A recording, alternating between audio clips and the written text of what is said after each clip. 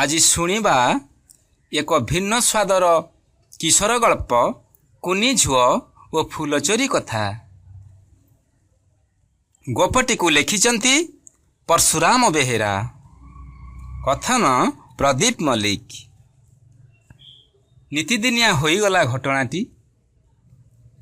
ସବୁଦିନେ ସକାଳେ ଉଠି କୁନି ଝୁଅ ସୋନାଲି ଦେଖୁଛି ତା ଅତି ଆଦରର ଫୁଲ ବଗିଚାରୁ ସବୁତକ ଫୁଲ କିଏ ତୋଳି ନେଉଛି। ପାଠପଢ଼ା ସମୟ ବାଦ ଅନ୍ୟ ସମୟ ତକ କେବଳ ଫୁଲ ବଗିଚାରେ କଟେଇଥାଏ ସେ। କୁନି ଝୁଅ ସୋନାଲି ଫୁଲକୁ ଭାରି ଭଲ ପାଏ। କାହିଁ କେତେ ଜାତିର ଫୁଲ ଗଛ ଆଣି ଲଗେଇଛି ସେ ନିଜ ହାତରେ। ଅଧିକା ସମୟ ସେ ଲାଗିଥାଏ ବଗିଚା କାମରେ। ଗଛ ମୂଳକୁ କୋଡ଼ା ଖୋସା କରିଦିଏ, ଘାସ ବାଛି ପାଣି ଦିଏ। କଅଁଳ ଛନ ଛନ ଗଛ ଗୁଡ଼ିକ ଫୁଲ କଢ଼ରେ ମଣ୍ଡି ହୋଇଗଲେ ତା ମନ ଆନନ୍ଦରେ ପୂରିଯାଏ। ପ୍ରଜାପତି ପରି ସେ ଉଡ଼ି ବୁଲେ ଫୁଲରୁ ଫୁଲକୁ। ହେଲେ କ'ଣ ହେବ, ତା ସୁଖରେ କେଉଁ ଅପଦେବତାର ଛାଇ ପଡ଼ିଗଲା କେଜାଣି। ତହିଁ ପରଦିନ ସକାଳୁ ଦେଖେ ତ ଗୋଟିଏ ବୋଲି ଫୁଲ ନାହିଁ ବଗିଚାରେ। ରାତିରୁ ଆସି କିଏ ସବୁ ଫୁଲ ତୋଳି ନେଇଛି। ଏକଥା ଦେଖି ଦୁଃଖ ଆଉ ରାଗରେ ଗୋଡ଼ କଚାଡ଼ି କାନ୍ଦିବା ଛଡ଼ା ଆଉ କି ଚାରା ଥିଲା କୁନି ଝୁଅ ସୋନାଲିର। ମା ଆସି ବହୁତ ବୁଝେଇଲେ, କୋଳକୁ ଆଣି ତୁନି କଲେ ବହୁ କଷ୍ଟରେ। ତା ପରଦିନ ସକାଳୁ ବି ସେଇ କଥା। ଏମିତି ସବୁଦିନ କିଏ ଯେ ସବୁ ଫୁଲ ତୋଳି ନେଉଛି, ବଡ଼ ଚିନ୍ତାରେ ପଡ଼ିଲେ ବୋଉ। କ'ଣ କରାଯିବ? ତହିଁ ପରଦିନ ଅଧରାତିରୁ ଉଠି ଜଗି ବସିଲା କୁନି ଝୁଅ। ତାର ଏକା ଜିଦ୍, ସେ ଆଜି ଚୋରକୁ ଧରିବ, ଯେତେ କଷ୍ଟ ହେଉ ପଛେ। ଠିକ୍ ରାତି ପାହାନ୍ତାକୁ କୁନି ଝୁଅ ଦେଖିଲା ଗୁଣୁ ଗୁଣୁ ମନ୍ତ୍ର ପଢ଼ି ବଗିଚା ଭିତରକୁ ପଶିଲେ ଯିଏ, ସେ ଗାଁ ମନ୍ଦିରର ପୂଜକ ଗୋସେଇଁ। ସେ ସିଧା ଆସି ଗୋଟିଏ ଫୁଲ ଛିଣ୍ଡେଇବାକୁ ହାତ ବଢ଼େଇଲା କ୍ଷଣି ରାଗ ଅଭିମାନରେ ଫାଟି ପଡ଼ି କୁନି ଝିଅ ସୋନାଲି ପାଟି କରି ଉଠିଲା, ରୁହ ଗୋସେଇଁ, ତୁମକୁ ଚୋରି କରିବାକୁ ଲାଜ ଲାଗୁନି? ତମେ ପରା ଅନ୍ୟକୁ କୁହ ଚୋରି କରିବା ମହାପାପ ବୋଲି। କହୁ କହୁ କାନ୍ଦି ପକାଇଲା ସେ।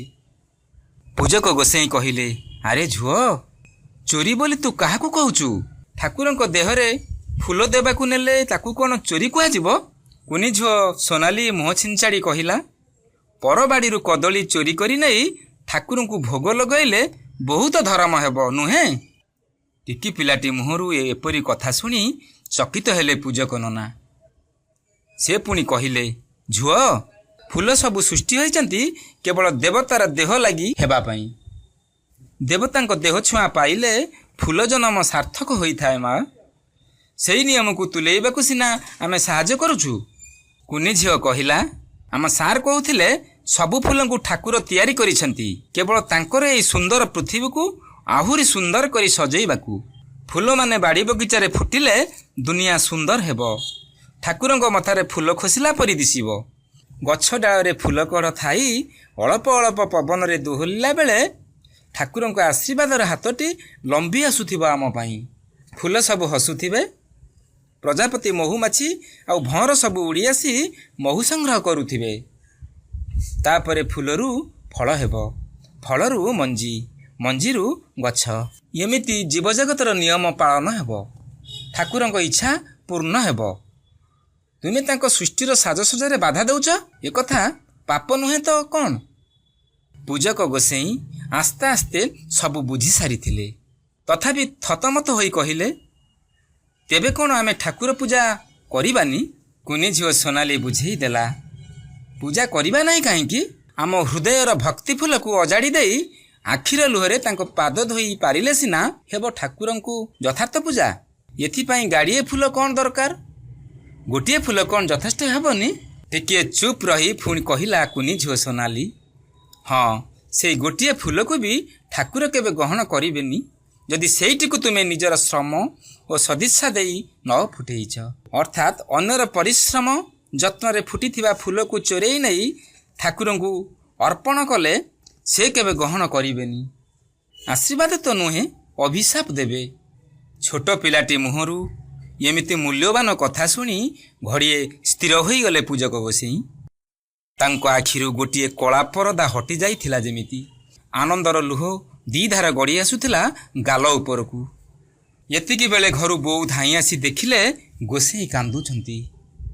ସେ ରାଗି ଯାଇ ପାଟି କରି ଉଠିଲେ, ଝୁଅ, ଗୋସେଇଁକି କ'ଣ କହିଲୁ? ସେ କାନ୍ଦୁଛନ୍ତି କାହିଁକି? ତାଙ୍କ ଗୋଡ଼ ଧରି ଭୁଲ ମାଗ, ଯା। ମା କଥା ଶୁଣି କୁନି ଝିଅ ସୋନାଲି ସଙ୍ଗେ ସଙ୍ଗେ ଗୋସେଇଁଙ୍କ ପାଦ ତଳେ ପଡ଼ି କହିଲା, ମୋର ଦୋଷ କ୍ଷମା କର। ପୂଜକ ଗୋସେଇଁ କୁନି ଝିଅକୁ ଉଠେଇ କୋଳକୁ ଆଉଜେଇ ନେଇ କହିଲେ, ତୁ ତ ମୋର ମା ଠାକୁରାଣୀ, ବରଂ ତୁ ମୋତେ କ୍ଷମା କରିଦେ। ସେତେବେଳକୁ ସିନ୍ଦୁରା ଫାଟି ଆସୁଥାଏ। ବର୍ଷା ଗାଧୁଆ ଫୁଲ ପରି ସୂର୍ଯ୍ୟ ଦେବତା ପୂର୍ବ ଆକାଶକୁ ଲାଲ କରି ଗୋଟିଏ ସରୁ କିରଣ ରେଖା ଆସି ଚହଟି ଯାଉଥିଲା ପୂଜକ ଗୋସେଇଁ ଆଉ କୁନି ଝିଅ ସୋନାଲି ମୁହଁରେ। ସତେ ଯେମିତି ସେହି ଆଲୁଅରୁ କିଏ ହାତ ବଢ଼ାଇ ପୋଛି ପକାଉଥିଲା ସେମାନଙ୍କ ଆଖିର ଉଷୁମ ଲୁହକୁ।